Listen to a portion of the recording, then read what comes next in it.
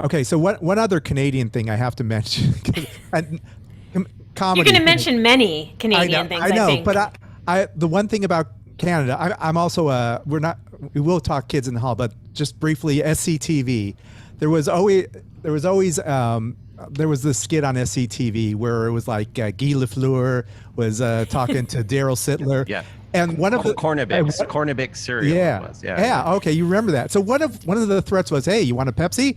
And we used to always joke about that. Like, is that a Canadian, like, hey, how about a Pepsi? What's that supposed to mean? And then they I throw down their don't know gloves that and they one. start fighting.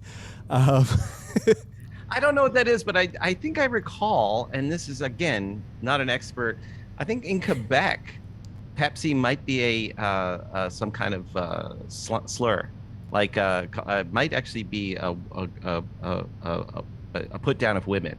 I'm not sure. It might be like like not a very nice thing to say, but I don't know that. So you have to check with your Quebec history guy.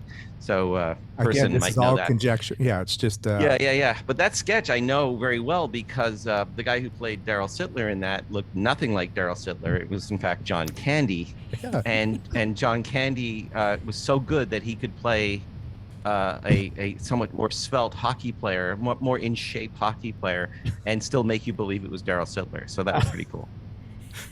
It's one of my favorites. I know this because I'm actually currently writing a book that I've been working for about a year and a half, maybe 2 years on this book about John Candy. So it's and I've got like Joe Flaherty and Catherine O'Hara, but also like Ron Howard and all these people talk to me for it, and it's actually I'm picking up interviews all the time still. Like I'm still writing it, but still getting last minute interviews from like a lot of people. So it's been really exciting. It's going to come out in about a year. So can we book?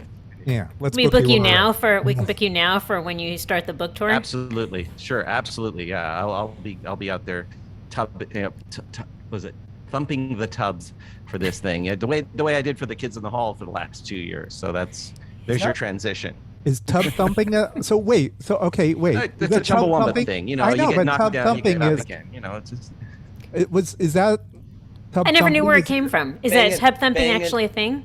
Well, just banging the pots and pans is what I'm using it for, but okay. But I I didn't know I'd be here as an expert on any of these things, but a lot of what I say is conjecture and sort of anecdotal. But I will tell you when I am an expert on something, and then we'll. Okay, so we'll John Candy right now you are like right in the somewhat middle. up on John Candy. Yes, I'm very up on John Candy. Right That's now. great. So I commend. Yeah, so this is very exciting. Yeah, I mean Johnny LaRue and all those. There's a tiny picture of John Candy up there, and also if people blow up, they can see all my notes for the structure of the book. But my head's in the way. Oh, that's too bad.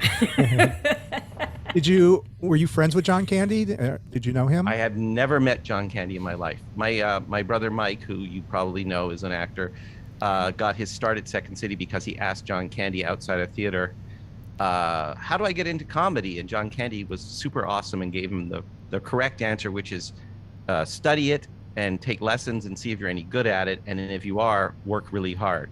Luckily for my brother, he was good at it. But he also took that advice from some celebrities will give you advice, and sometimes they'll just say, get off my lawn. And sometimes they'll also give you bad advice, or they won't talk to you at all. John Candy, for everybody who ever asked him a question, generally gave them the proper answer or tried to. And in fact, he had to have handlers. We can talk about this later when the book comes out, but he had to have handlers who knew better that he had to get on a plane right now, so he couldn't stop and tell you, people would say, like, I think I'm going to ask my wife, I'm going to propose marriage to her. And you go, well, how long have you been dating? And they'd say, John, we have to go. He's almost exactly what you see is what you get with John Candy. So that's one of the beautiful things I've discovered doing this book. That's that really isn't out yet. Yeah.